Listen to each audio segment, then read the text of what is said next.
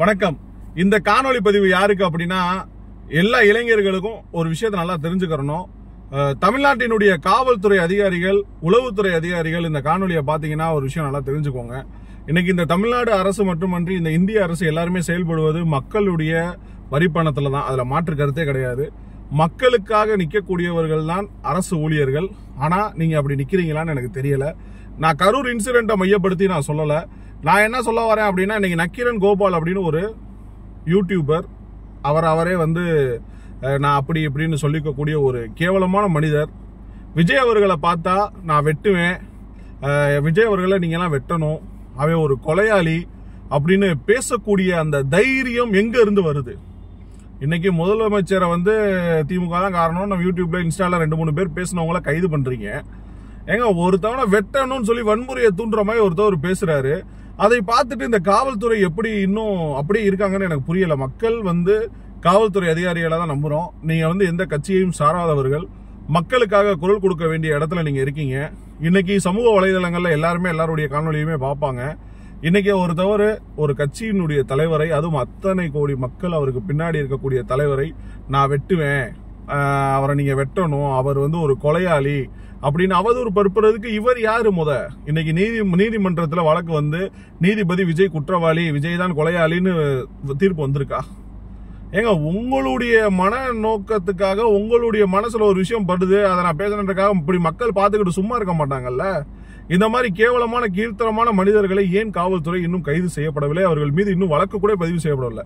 இன்னைக்கு தமிழ்நாட்டினுடைய மற்றொரு கட்சி தலைவரை நான் வெட்டணும், அவன் ஒரு கொலையாளின்னு சொன்னா அந்த கட்சி தொண்டர்கள் சும்மா விடுவாங்களா? எதன் அடிப்படையில இன்னைக்கு காவல்துறை இவ்வளவு மௌனம் காக்குறாங்கன்றது தெரியல. இன்னைக்கு சின்ன சின்ன பசங்க யூடியூப்ல, இன்ஸ்டாகிராம்ல விஜய்க்கு ஆதரவா போஸ்ட் போறோம், அவங்களெல்லாம் கைது பண்றீங்க. சின்ன சின்ன பசங்க கைது பண்றீங்க. ஏங்க, அந்த ஆளுக்கு எத்தனை வயசுங்க? எவ்வளவு அனுபவங்க இருக்கு? இப்படி பேசலாமாங்க? பொது தளங்கள்ல இப்படி பேசலாமா? இதை பார்த்து காவல் அதிகாரிகள் சும்மா இருக்கலாமா? இதை விடுங்க, தமிழ்நாட்டில் இருக்கக்கூடிய மற்ற அரசியல் கட்சி தலைவர்கள் ஏன் இவ்வளவு ஊமையா இருக்கீங்கன்னு எனக்கு புரியல.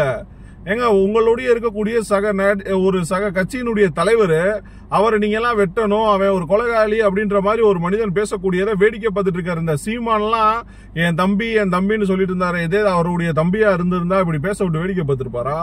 மக்களுக்காக, ஓட்டுக்காக, தன்னுடைய ஆதரவு வளையத்தை அதிகப்படுத்தணுன்றதுக்காக என் தம்பின்னு சொல்லிட்டு இன்னைக்கு அவருக்கு ஒரு பிரச்சனைன்னு வரப்ப அவரை அம்புட்டு பேரும் ஒதுக்கி வைக்கிறது ஏற்றுக்கொள்ள முடியாது.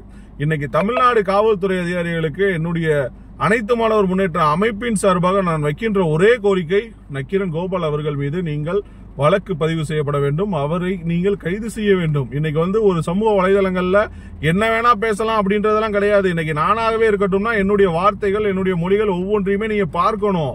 சரியில்லை, இவனால பிரச்சனை வருது அப்படின்னா அந்த பிரச்சனையை நீங்க ஆரம்பத்திலே முடிக்கணும். இன்னைக்கு இவ்வளவு பெரிய கட்சியினுடைய தலைவரை அவன் கொலையாளின்றது, அவனை பார்த்தா வெட்டணும்ன்றது, இதெல்லாம் என்னங்க கேவலமா இருக்கு. தயவு செய்து தமிழ்நாடு அரசினுடைய காவல்துறை இந்த நடவடிக்கை எடுக்கப்பட வேண்டும். நீதிமன்றத்தில் வழக்கு தொடர்வதற்கும் நாங்க ரெடி பண்ணிக்கிட்டு தான் இருக்கோம். வந்தோடனே நாங்க நிச்சயமாக வழக்கும் தொடர்வோம், அதுல மாற்று கருத்து கிடையாது. தயவு செய்து காவல்துறை மக்கள் மீது உங்களுக்கு மேல நிறைய அன்பு மரியாதை வைத்திருக்காங்க. அதுக்கேத்தாப்புல கொஞ்சம் தயவு செய்து நடந்துக்கோங்க. இந்த மாதிரி மனிதர்களை விட்டுறீங்க. ஏதோ யூடியூப்ல, இன்ஸ்டால விஜய் பத்தி போட்டவனை போய் கைது பண்றீங்க. நல்லா